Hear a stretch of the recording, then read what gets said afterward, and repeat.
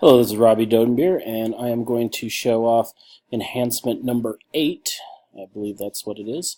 To start with, here is my home page. I'm going to click into each of my links here. As you can see, we are showing, here's actually a message. I'm going to click into one of these, click right here, just going to view page source, and show here's my HTML.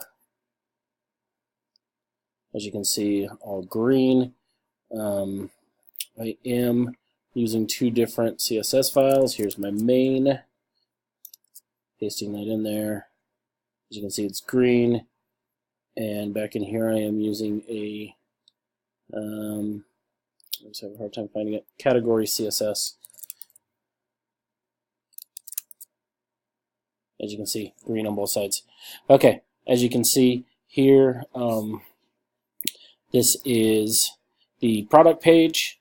Here's my title, here's my description, here's my information, and all of that. Showing off that it is responsive.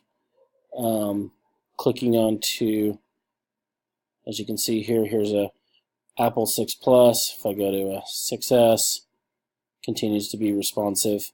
If I switch it to an iPad mini, for instance, now it switches there. So, yeah, as you can see, my pages are responsive. Thank you very much.